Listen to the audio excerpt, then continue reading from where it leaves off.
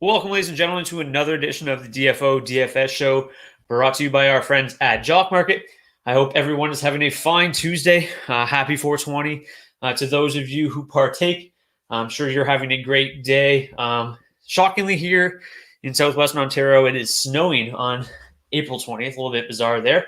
But nonetheless, big 7-game slate of hockey action tonight. We will run through every game like we always do. If you're new to the show, just so you know, everything you see in the Google Sheets can be available to you if you join DFO Premium, which you can do for as little as $9.99 for a week. If you want to just try it out, $19.99 for the month. So it's a good time to maybe try. If you like it, then you can sign up for all of next season. So you can do that at dailyfaceoff.com. And first comment, and if you have any comments, feel free to drop in the chat. I'll get to them as we go along. Is Hint's drinking game? Let's go. Yeah, it seems to be the Dallas Stars play a lot of hockey. 4 games this week, all against the Red Wings. I think we'll have a lot of Hint's drinking games to talk about this week. We will get to Rupe Hintz a little bit later. He's just been absolutely terrific this year. Pretty good night last night, so hopefully we can roll that in. I had a really good weekend, as I mentioned yesterday. Nice night last night, so hopefully we can roll that into Tuesday and have another good night. So let's go. 7-game slate. Actually, 8 games in the NHL tonight, but the Buffalo-Boston game is at 6, not on the main Draftkings slate. So first game is the Penguins versus the New Jersey Devils. Tristan Jarry starts for the Penguins. Unclear who starts for the Devils. Mackenzie Blackwood was in the starter's crease this morning, but he's day-to-day with an injury, so it could be either Scott Wedgwood or Aaron Dell. They have not announced a starting goaltender. For the Florida Panthers, one of their top prospects, Spencer Knight, is expected to make his NHL debut tonight. Pretty exciting for them. Going to be interesting for fantasy as well. Fantasy hockey playoffs, if you can pick Knight up off the waiver wire, looks like a really nice spot for him tonight. And then just $7,900 on DraftKings. Jonas Corposalo confirmed to start for the Columbus Blue Jackets. The Tampa Bay Lightning host the Carolina Hurricanes, second game of a back-to-back. We'd imagine to see Curtis McElhinney in that situation. Not always the case. More often than not, though, they do play McElhinney in the second half of the back-to-back because it's a big game against the Hurricanes. Maybe they go to Vasilevsky again. I doubt it. I would expect to see McElhinney tonight. And then Alex Nadelkov goes for the Carolina Hurricanes. The Islanders will host the Rangers. The Islanders had been rotating goalies pretty frequently throughout the season. Sorokin has started 2 straight. A lot of that had to do with his really good numbers against the Flyers, but he did post another shutout. So maybe Sorokin makes his 3rd straight start. Maybe they go back to Varlamov. Unclear. Barry Trotz hates divulging any lineup information. He doesn't care about us whatsoever. But then for the Rangers, it will be Igor Shesterkin. The Dallas Stars, with Anton Khudobin starting yesterday, will go to Jake Ottinger. And Jonathan Bernier most likely going to start in the second half of a back-to-back for the Detroit Red Wings. We just hit 300 live viewers, so that is amazing. Thank you guys so much for tuning in. Smash that like button if you're watching on YouTube. The Vancouver Canucks will host the Toronto Maple Leafs. What a shocking win they had the other night. They were the biggest underdog, in terms of odds to win this season. Tonight, they are still very large underdogs, but people actually giving them a chance at least tonight. Braden Holtby, likely, he was the first goalie off, although it does look like Thatcher Demko will be available this evening. But Braden Holtby was the first goaltender off the ice at the morning skate. David Riddick confirmed to go for the Toronto Maple Leafs. And then in the nightcap, it's going to be the Kings versus the Anaheim Ducks. Unclear who starts for either team. Right now, we are projecting a veteran matchup between Jonathan Quick and John Gibson. So 7-game slate, as I mentioned. So we will start up top with the Pittsburgh Penguins and the New Jersey Devils. So in this game, both top lines look pretty solid. I've mentioned a lot recently, if you've been watching the show frequently, that New Jersey 1's underlying numbers are terrific. They seem to have just terrific numbers night in and night out. They're starting to become a little bit like Montreal 1, though. They dominate puck possession. Not a whole lot of goals to show for it, although they do get on the scoreboard every now and again, but just not as frequently as you might imagine with the underlying numbers that they're producing on a nightly basis. And then both second lines look like they're okay. I am going to touch on Pittsburgh too a little bit, though. They are very interesting tonight. But let's dive into the matchups for this game. In this matchup, it's basically looking like it's going to be top 6 against top 6, bottom 6 against bottom 6. Pittsburgh 3 is going to see a little bit of the Jack Hughes line, but that's about it. Shouldn't affect things too much. So if it is top 6 against top 6, it's a little bit tricky for the Penguins top 6 because obviously they're very solid. This Pittsburgh 2 number is actually still just Jared McCann and Jason Zucker. It doesn't factor in Jeff Carter just yet, just not enough of a sample size to go off of. But with Jeff Carter in the lineup, granted, 2 of the games were against the Buffalo Sabres, but in his first 3 games in the lineup, they've posted pretty strong results, even a little bit better than what's shown here. So Pittsburgh, too, looks like they're going to be pretty solid again tonight. The problem is that, half their ice time, or right around half of their ice time, is probably going to be coming against that Jack Hughes line, which, as I mentioned, they have 68.8 Corsi for, and a 71% expected goals for percentage. So the numbers are just outstanding from them. So it's definitely a tough matchup, which is crazy to think. Now, the problem with that is, though, a lot of times they're producing those numbers because they're on home ice and they get a very cushy matchup against the opponent's bottom 6. They do a very nice job of sheltering Jack Hughes's minutes. So I think the numbers are a little bit misleading, but the fact that they're that good, they are good. They can't, even if he's playing some sheltered minutes, like, sure, he might struggle a little bit more against Sidney Crosby, but a 68.8 Corsi for, regardless of who you're playing against, is terrific. So not the greatest matchup for Pittsburgh 1 or Pittsburgh 2 whenever they see them. The second line's not quite as good defensively, so they should have no problems against the second line of the Devils, which is the Nico Hischier line right now. You'd like to see them play a little bit more against the bottom 6, because that's the lines that really struggle defensively for the Devils. And Pittsburgh 1's still going to play 27% of their ice time against New Jersey 3. So there is something there. Not so much for Pittsburgh 2. But so Pittsburgh 1 obviously looks very solid. Their offensive numbers are really, really good. The problem with them, obviously, is just their price. $7,400 for Gensel, $8,200 for Sidney Crosby, $6,900 for Brian Rust. Very, very expensive. If you want to target somebody like the Maple Leafs tonight, like if you want to play the Matthews line, it is going to be very difficult to play those 2 lines together. So if you want to get exposure to the Penguins and you don't want to pay up for the Crosby line, I do think that second line is really good. It's really solid, at least. Jared McCann obviously has been terrific on the power play this season. Since Malkin's gone out, being on the top power play unit, he's produced very frequently. 5,600, his price is obviously getting up there, but it's still not crazy high. And the Jeff Carter's just always had terrific shot volume, very stable floor for somebody at 5,100. So I do like them. If you want to include Zucker too, that's completely fine. Not much of a floor for Zucker, not much of a shooter. So the floor is not great. If you want to go with just the McCann Carter mini, that's completely fine. If you want to include Zucker again, that's, obviously that increases your upside if they have a couple line goals, but he's just, you got to kind of know what you're getting with him. Obviously, playing them with Chris Letang makes a lot of sense because you get that exposure to the top power play unit with McCann. And then obviously, if Crosby does end up scoring a power play goal, or Gensel, you could get some exposure to them with Letang. If not, I think Mike Matheson is fine. And then for New Jersey, that top line is incredible, but I am a little nervous about kind of what they offer. They're really, really good, but you're starting to look a little bit more and more like Montreal 1 with each passing day. And the matchup isn't great. The Penguins are a pretty structured, pretty sound defensive team. So I'm not in love with New Jersey 1. I think there's plenty of other really good options on tonight's slate. But you get a decent floor out of somebody like Sharon Govich, but he is up to 4,300. Hughes 5,000. They're cheap, they're reliable, but they don't seem to have that crazy high upside like some of these other lines that you'll find around that price tonight. So I really like Pittsburgh 1. Pittsburgh 2 is a nice pivot off of Pittsburgh 1, and that's pretty much that for that game. Actually, I will get to the power play here. I always forget about the power play in the first game. So Pittsburgh has a nice power play advantage as well. Their power play is pretty solid. Not quite the best on the slate, but the 3rd or 4th best on the slate. And then the Devils have the worst penalty kill on the entire slate. So again, another reason to like Pittsburgh 1. Obviously, they fully correlate on the top power play unit, but another reason to maybe like somebody like Jared McCann as well. So all good things for the Pittsburgh Penguins tonight. The fact that maybe Scott Wedgwood starts instead of Blackwood should provide a little bit of a boost as well. All right, second game of the night, we got the Panthers and the Blue Jackets. They played last night. The Florida Panthers obviously looked pretty good. Part of the reason we had a nice night last night was Florida 2 played pretty well. They were very under the radar last night, but they did look really good. I don't know why there's no price for Alexander Wenberg. He's 3,500 though. So yeah, Florida 2, they don't look great again tonight in terms of the numbers, but Florida 1 looks outstanding. And again, Columbus just kind of sucks altogether. In terms of the matchups in this game, it's basically going to be Florida 1 against the top 6 of the Blue Jackets. Florida 2 is going to see a ton of that Patrick Laine line. And then the fourth, the depth pieces will kind of go head to head with each other. So yeah, Florida 1, just ridiculous numbers across the board. They're getting better now.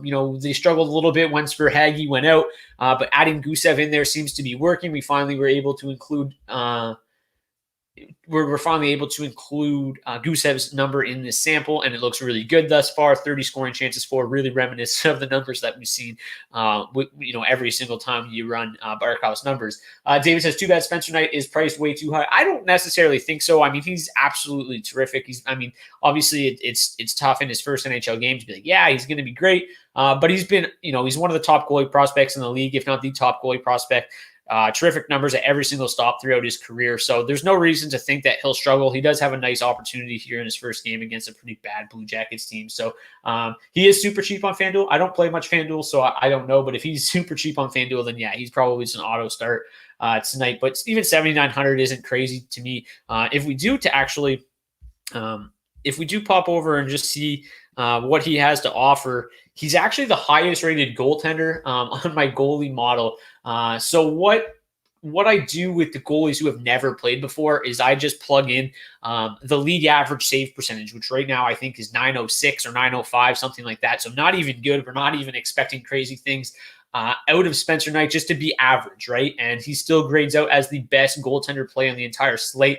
Very little expected goals against. The shot volume should be okay. Vegas loves them to win, even with him making his debut. So even with a league average save percentage, if he's just average, he still grades out as the best goaltender play on the entire slate. So I don't think 7,900 is over the top for him. I do like him. But let's get back to this game as a whole. So as I mentioned, it'll be the Panthers top line seeing the top 6 for the most part of the Blue Jackets. The top 6, the top line just isn't terrible defensively, but they're not very good at all, like just at anything really. I mean, 46.6 Corsi 4 is not good. 39.5 Corsi 4 for the second line is atrocious. So Florida 1 should have another good night tonight.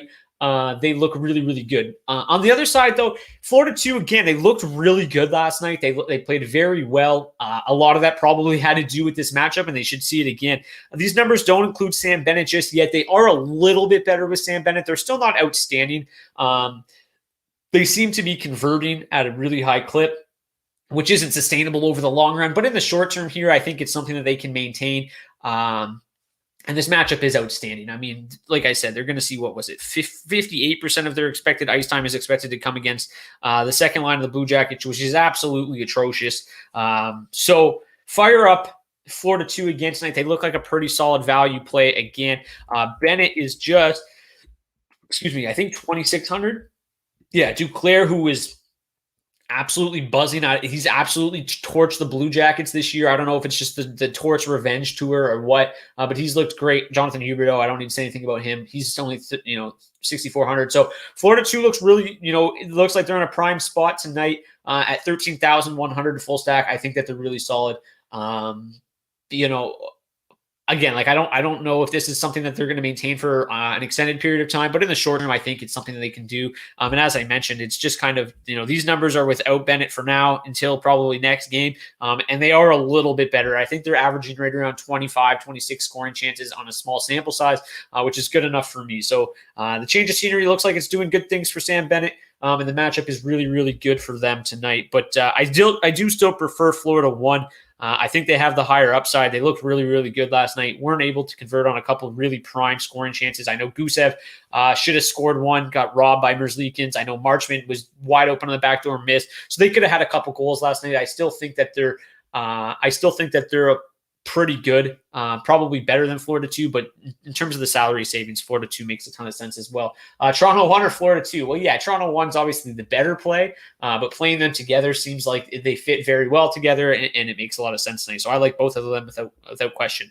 The Panthers power play doesn't grade out great, although their power play is pretty good. But again, like I said yesterday, the Blue Jackets do have a pretty good penalty kill, second best penalty kill on the entire slate. They're also a very disciplined team, don't take a lot of penalties. So that's kind of what hinders the Panthers power play numbers, but at 5v5, they should be able to have their way anyway. So you shouldn't need that boost from the power play anyways. Okay, third game of the night, Tampa Bay versus Carolina. Really good game between these two teams yesterday. Very exciting.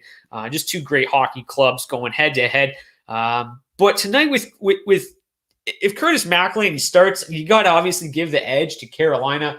Carolina 1-3, still grayed out very well. But I mentioned yesterday, Carolina 3 obviously looks pretty good on paper, but I didn't love them because of their matchup with Yanni Gourde. It's just the worst matchup you could imagine. So I faded them. They did terrible. And I think that's the same thing tonight. They grayed out okay because their underlying numbers are just through the roof.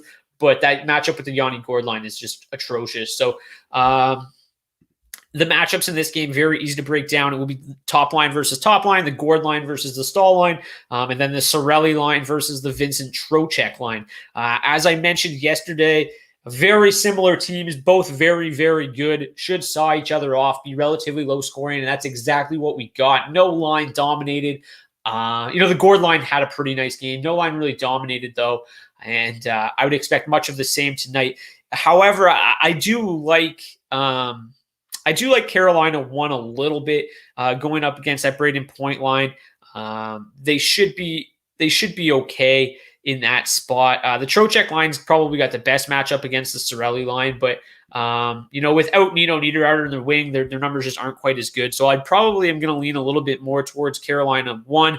Svechnikov's the hot hand right now. Hopefully Aho gets going. And the matchup with the point line's not great, but it's not terrible. The point line runs the lowest Corsi 4 on that whole team right now. So I think it's a decent matchup. And realistically, somebody of Aho and Svechnikov's skill level shouldn't need that many chances tonight to get a couple by somebody like Curtis McElhinney, who's just been bad all season long. So like yesterday, I didn't really have a whole lot of interest in either team in this matchup. It worked out pretty well. Tonight with McElhinney likely starting, I think you have to like Carolina a little bit, at least even just Svechnikov as a one-off. They've got some very cheap defensemen that I went to yesterday. Slavin, he was 3,700, I think, yesterday. He had 5 shots on a block. He went down at 3,400. He looks great. Brady Shea, who plays a ton with that top line, is only 2,700. He correlates well with them at 5v5. So ton of cheap defensemen. They make a lot of sense if McElhinney ends up getting the start. If Vasilevsky ends up going back-to-back, I don't love him quite as much. In terms of the goaltending, too, I mentioned that the Lightning aren't scoring. They're not playing that well offensively lately, which isn't surprising with no Stamkos, no Kucherov. So I do like Nadelkovic a little bit. The goalie model likes him right around the middle of the pack. 7,400 though, I think is a pretty nice price for him. It's probably as far down the list I'll go for a goaltender tonight. A lot of these other goalies below him look very risky, but at 7,400, I think I can get behind Nadelkovic. Even if he gives up a couple, makes 28 saves and gets the win tonight, really good night for him at 7,400. So, and then on the power play, Carolina looks pretty good. The Lightning do have a solid penalty kill, but the Hurricanes power play is really, really solid, and the Lightning take a ton of penalties. So I think Carolina 1 makes a ton of sense tonight, and they should go, maybe actually they won't be very low owned if McElhinney starts. I shouldn't even say that. Oh my God. That beer is so good right now. I had the coldest beer fridge ever. It's just outstanding. All right. Fourth game of the night. We've got the Islanders and the Rangers. So again, just to let you know, if you're, maybe you didn't catch the show, I do have the ticker in the top right-hand corner of the screen. Those are their Vegas implied goals for.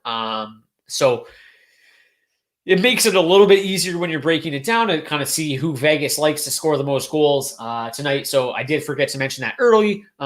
Implied goal totals on tonight's slate. The top is Pittsburgh and Toronto. Pittsburgh, we already went over them. Florida, again, looks like they're in another nice spot. But Tampa Bay and Carolina, they bet Vegas predicted a very tight game yesterday. I think that it was the same implied totals, 2.9 and 2.7. And that's exactly what we got, right? 3-2 overtime game. So I would expect a very similar game, but maybe if McElhinney gets to start, maybe 4-2 for Carolina with an empty netter, I'll go. But yeah, Islanders and Rangers looks like it's going to be a tight one as well.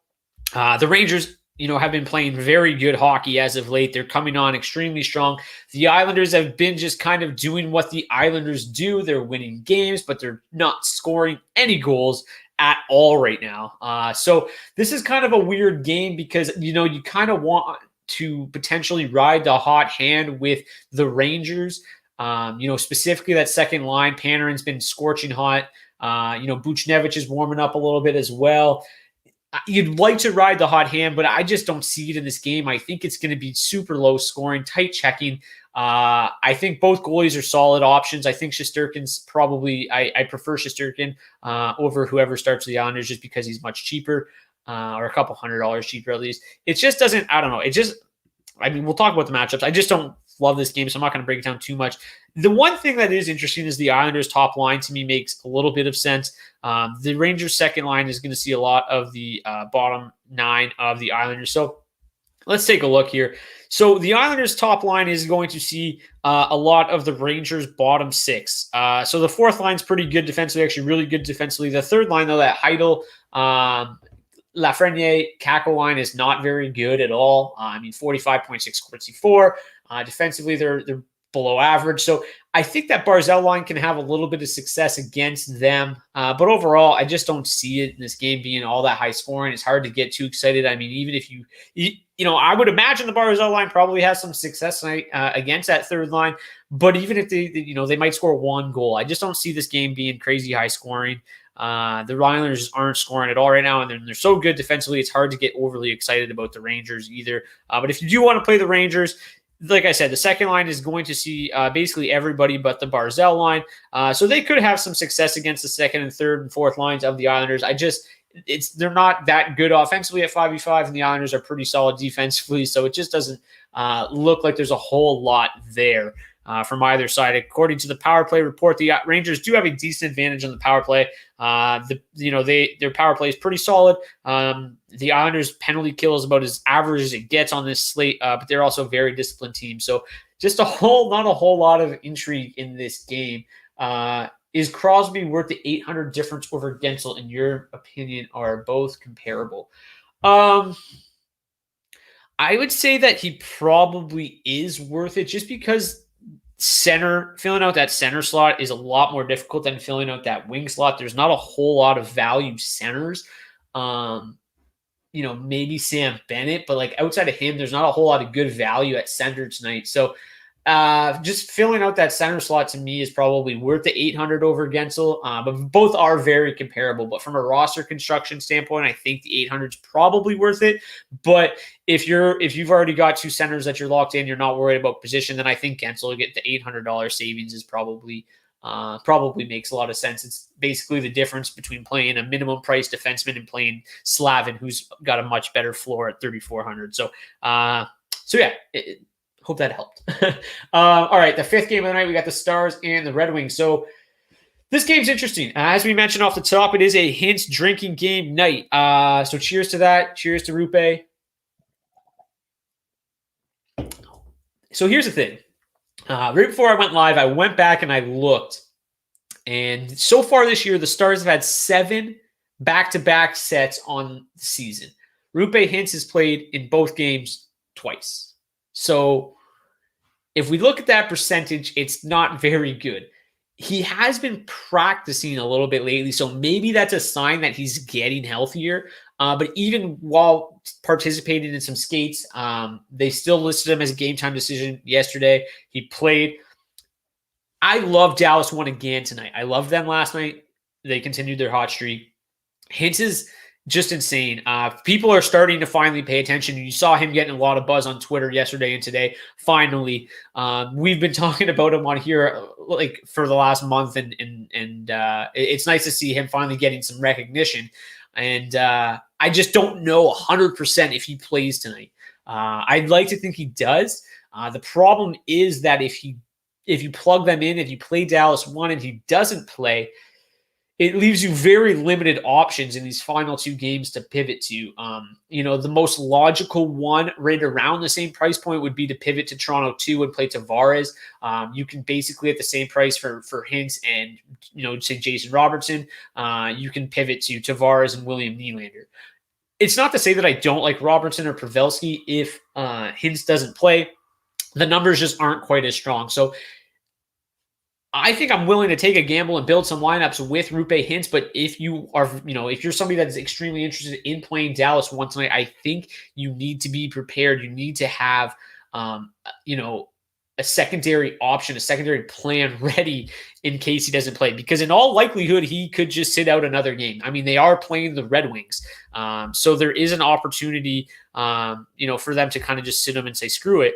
If we take a look at the weekly schedule too, they go right off to Detroit and they play in Detroit on Thursday. So it's going to be 3 games and 4 nights for him. I doubt he plays tonight, honestly. So it's definitely something worth monitoring, and something just worth keeping in mind when you're building lineups.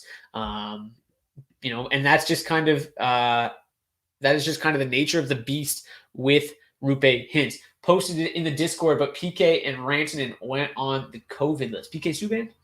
Okay. So the Devils' blue line's even more banged up because they lost Ty Smith today to Rantanen. That's not good. They're supposed to come back this week. But anyways, let's talk a little bit more about this Red Wings game against the Stars, because let's say we'll act as if Hintz is playing. If he is, they look outstanding. The matchups weren't quite what we were expecting last night. They're pretty close, but not exactly. So basically, the Hintz line is just going to avoid everybody, or avoid the Luke Glendening line, play against everybody else. The second line, which also has really good numbers, looked okay last night. They're going to play against everybody except for the Larkin line. For the Red Wings, you kind of just doesn't really matter. As long as you're avoiding the Luke Glendening line, which is what the Rupe Hintz line will be doing, then you're good. The first, second, and third line, not very good defensively, all giving up over 26 scoring chances, 4/60, all double-digit high danger chances. So not a very good defensive team.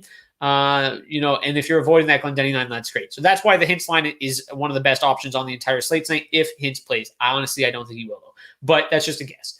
So if he plays, if you want to build some lineups with them, go for it. Obviously, Vegas likes them. They've got the 3rd highest implied total on the entire slate. There's reason to love the Stars tonight.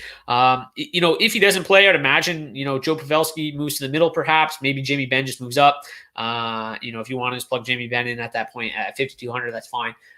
If he doesn't, as I mentioned, Dallas 2 looks pretty solid. They are still going to see their fair share of the middle 6 of the Red Wings, which isn't very good. So, I mentioned Gurianov and Ben yesterday. One of you guys said that they can't trust Gurianov, just doesn't, he's too inconsistent. And that's definitely the case with him. But he did have 3 shots on goal, 6 points. Obviously not great, but at 4,000, he was kind of worth that flyer. He had some chances.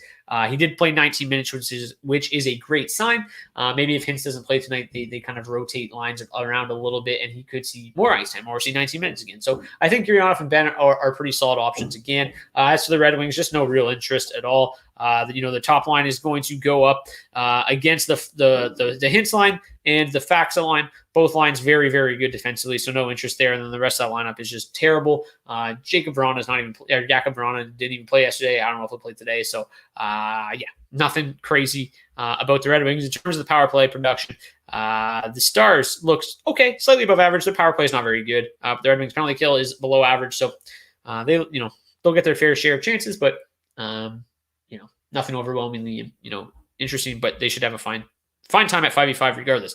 All right, Toronto and Vancouver. So this game is crazy, right? Like, it just doesn't, to me,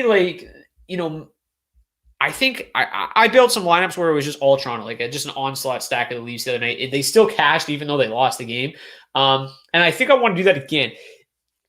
I don't know if it was just maybe it was like some adrenaline or just the fact that everybody doubted them, or Maple Leafs maybe taking them lightly. The fact that Vancouver won that game the other day was crazy. At the end of the day, they are professional athletes, but the fact that they are literally all just basically had COVID and came off the COVID list and won the game is impressive.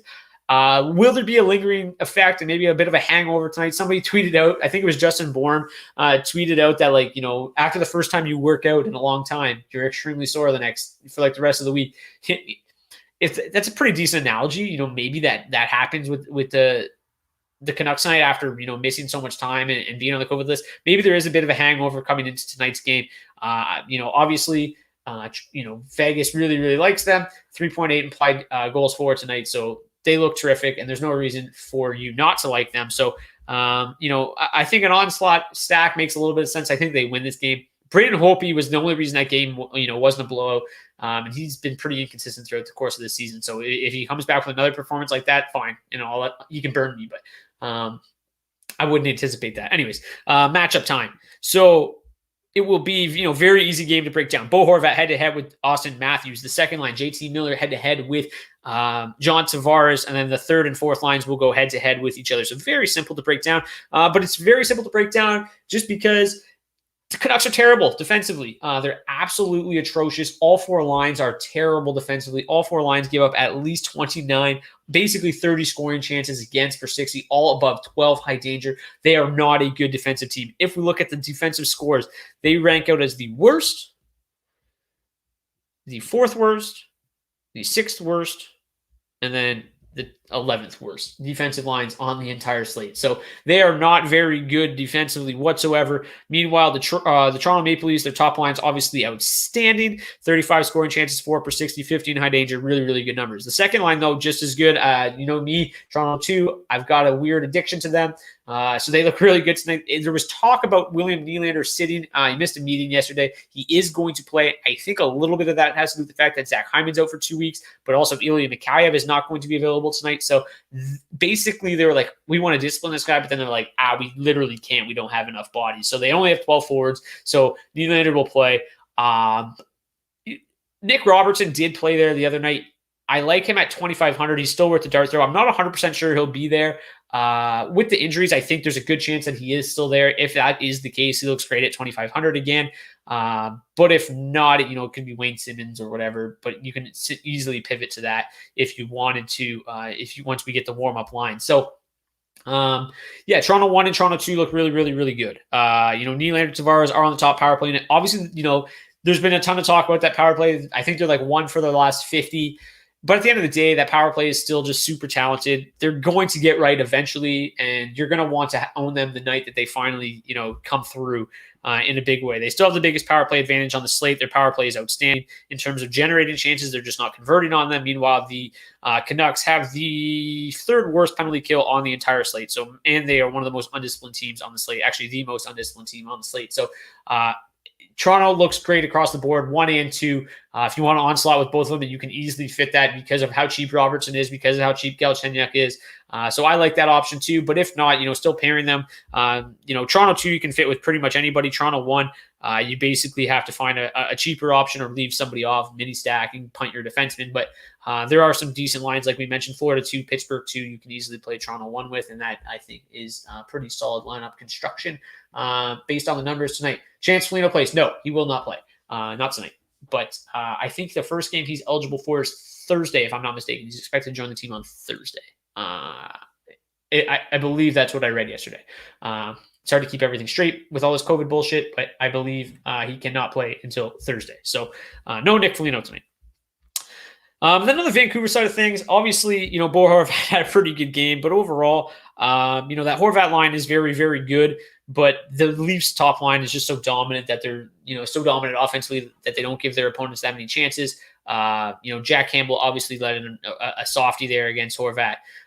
If he doesn't, Horvat doesn't have that big of a game. So I'm not all that interested in Vancouver's forwards tonight. However, I think Tyler Myers makes a ton of sense at 4,500.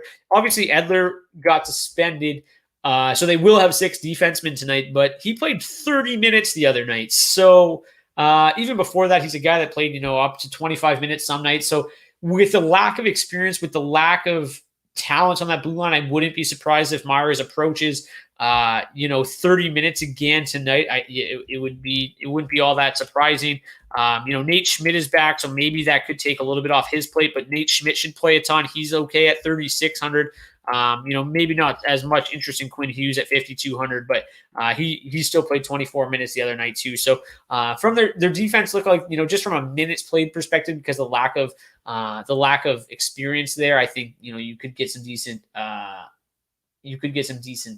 value there. Not a big cash guy, but Rust, Gensel, or Marner. I think I'd have to go Marner. I'd like to see him shoot more, but him and Gensel are neck and neck. If it comes down to the salary, Gensel is 74, Marner's 81. If you need the savings, I think Gensel and him are almost comparable tonight. They're basically, side by side, in my opinion. So if you need the salary, then Gensel. But if not, I would go Marner. I wish Marner would shoot a little more, but he is shooting. He has been shooting more lately, which is a good sign. But they should put the puck in the net tonight. They should have a big night. I like Toronto won a ton tonight. All right, the last game of the night is the Kings and the Ducks. This game is weird because neither team really gives you any information. The Kings are going to get two defensemen back, Thomas Bjornfoot and Matt Roy will be back tonight, so that helps their blue line out. The blue line had been struggling quite a bit. According to Vegas, the Kings are slight favorites tonight. The top line looks like the best option in this game, basically the only one that's above average. The matchup, they're going to go mostly head-to-head with the Henrique line, a little bit of the I can't even keep them straight right now because they changed them so much, but a little bit of an Anaheim 3. So obviously, the one good thing about Kopitar line is they play a ton. They do have a pretty nice matchup tonight against the Henrique line. Hasn't been all that great defensively, 29 scoring chances against, 47% Corsi for. So they don't look great. I do have a little bit of interest in LA 1 tonight. LA 2 and LA 3, they're both just right around average offensively, so it's hard to get overly excited about them. The matchup is pretty decent against these Ducks, but it should be a pretty low-scoring game, I'd imagine. It's hard to get excited about either one of these teams. The one thing that's interesting is obviously these new power play units with Athanasiou and Anderson Dolan on the top pair, the top power play unit, I should say. The problem is that Velarde, Anderson Dolan, Athanasiou all on separate lines, so it's hard to really if Anderson Dolan was playing with Athanasiou, if Athanasiou was playing with Anderson Dolan or Velarde, I think maybe pairing them together as a little mini stack with some power play exposure would be a super nice value option. But the fact that they're all separated, it's hard to really be all that excited about any of them, pairing them together. If I were to just kind of punt one, it would probably be Athanasiou. He's been playing a ton, and his shot volume is okay. But it's hard to get excited really about any of these lines in this game. From a power play perspective, though, the Kings do have a nice power play advantage because the Ducks penalty kill is atrocious. Kings power play is pretty solid. So I think Kopitar makes a little bit of sense. 6,700, he's pretty pricey. But I think if you played him, he'd be fine. Him and Doughty maybe as a mini stack. It is expensive, and the upside is probably pretty limited. That's why I don't get overly excited about it. If they were cheaper, I'd be probably more inclined to play them. But at their current salary, I just can't really go there. So I just don't have a whole lot of interest in this game, to be completely honest with you. Yeah, that's pretty much it. From an overall stack perspective, again, if you're new to the show, this isn't exactly who are the best plays. This is just taking their raw offensive totals, their minutes played head-to-head with the lines that they're matched up against tonight, and showing you who has the biggest 5v5 advantage. So who's going to generate the most scoring chances? Who's going to have the most shot attempts? Who's going to have the most high-danger chances? And then whether or not they can convert them into goals remains to be seen. Hopefully they do. But yeah, Toronto 1, Dallas 1. If Rupe Hintz plays, are the top two. Toronto 2 looks really, really good. Florida 1, not surprisingly, up there as well. Carolina 1 looks really good. I talked about Pittsburgh 1 quite a bit as well. But that's that for that. And then the goaltenders, again, I'll go back to that if you missed it earlier. Spencer Knight rates out at the very top, which you might be surprised by. 7,900, pretty decent if he ends up playing as well as his ranking may suggest. Tristan Jarry, number 2. I think he makes a lot of sense. The Devils had a nice run there at the start of the year, but have definitely crashed back down to earth. So I think Jarry makes a lot of sense. He's the second biggest favorite on the entire slate. The shot volume should be okay. The expected goals against is relatively low. So Jarry looks really, really solid tonight. Shesterkin, a little bit surprising that high, but the Islanders' offense has been struggling, so it's not that surprising. He's played extremely well, so he looks like a nice value option at 7,500. Ottinger, he's actually had his fair share of struggles against the Red Wings this year, but I mean, that's pretty noisy, those, on a game-to-game basis. Obviously, the big concern with Ottinger is the same thing, the concern about Hudobin last night, shot volume. Red Wings don't shoot the puck a ton. I think Hudobin only saw 24 shots, if I'm not mistaken, maybe 22. So that'd be the concern with Ottinger. David Riddick grades out pretty well. He, obviously hasn't had the greatest year, but a big game tonight could go a long way with what the struggles that Jack Campbell has been going through recently. He's been pretty solid. Not great since coming over from Calgary, but they're the biggest favorites on the slate, so that's why he grades out pretty well. Semyon Varlamov looks okay because, again, that game should be relatively low scoring. The goaltending score definitely reflects that. Both goaltenders look pretty solid. And then I mentioned Alex Nadelkov looking like my favorite value play on the slate. I just think that they're going to win that game if McLean starts. If Vasilevsky starts, don't like it quite as much. I'd probably shift more towards Igor Shesterkin.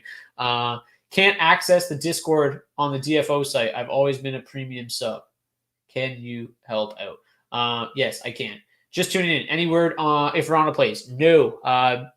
No, there's no word. The Red Wings just don't give us a whole lot, especially because it's a back-to-back. So the Red Wings typically we don't get any information out of them until they hit the ice for warm-up. So that's kind of when you're going to have to get that information. It'll probably, what time's that game? 7:30? 8:30. So yeah, that information probably won't be available till 8 p.m. Eastern. Can't access the Discord on the DFO site. Always been a premium sub. Can you help out? Yeah. Send me, just tweet at me at Brock_Seguin, and I'll help get that sorted shortly. So yeah, just send me a tweet if you're on Twitter at Brock_Seguin. I'll help you get that sorted out. But anyways, I hope you guys enjoyed today's edition of the DFO DFS show. Thank you guys so much for tuning in. Please smash that like button on your way out if you're watching on YouTube. And yeah, tune back in tomorrow. I think it's only a 4-game slate, so nice quick show tomorrow. But same time, 5:15 p.m. Eastern, and we'll be live. So see you guys tomorrow. Good luck tonight. Hopefully you return with more money in your bankroll tomorrow than you have today. Good luck.